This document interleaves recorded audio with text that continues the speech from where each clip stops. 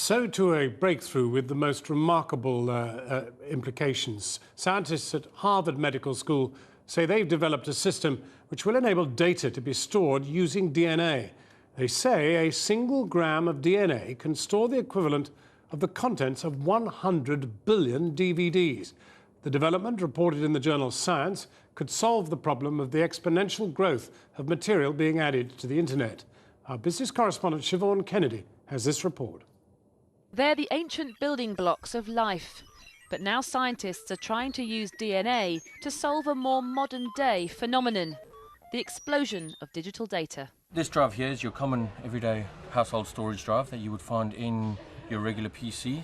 With more and more of us glued to our computers and phones, shops like this one in London say demand for storage products has never been higher.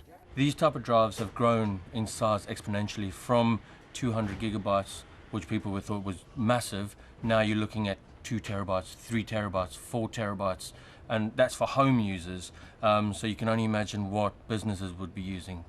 From photos and videos to texts and tweets, the world's data is doubling every 2 years. Now that raises important questions for business, not least, where are we going to store it all? Scientists here at Harvard University think they may have come up with the answer.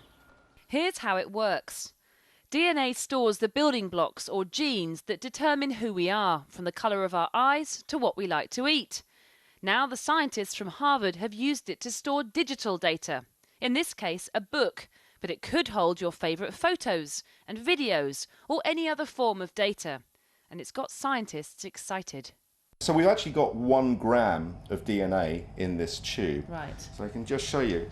It's rather a boring looking material. It looks a bit like cotton wool, in fact. Yeah, but it's quite tough. So that 1 gram could hold as much information as 7 billion iPads, so 64 gig iPads. That's an iPad for every single person in the world. The beauty of DNA lies in its strength and its structure, which allows more data to be packed in. The clue that DNA is a good idea for storing information is that's how we store our information, as biological machines, and that's what evolution chose. And it had a lot of options, it had a lot of time to play with different ideas, and it settled on DNA. So, I'm not going to argue with evolution. So does DNA mean traditional data storage will eventually go the way of VHS and Betamax recorders? Well, possibly, but DNA has downsides too. The process of loading and retrieving information is slow and expensive, for now at least. But as the sheer volume of data continues to grow, scientists say the technology won't be far behind. Well, Siobhan Kennedy is here now. And Siobhan, has this come as a sort of bolt from the blue, or is it something which people thought might happen sooner or later?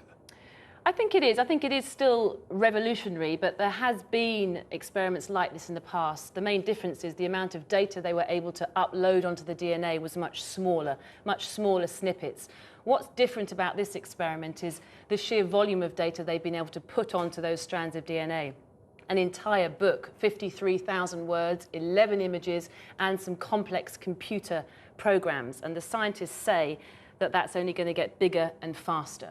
I can hear the click-clack of patent lawyers, type machines and the rest of it trying to figure out the legal implications and the lucrative implications.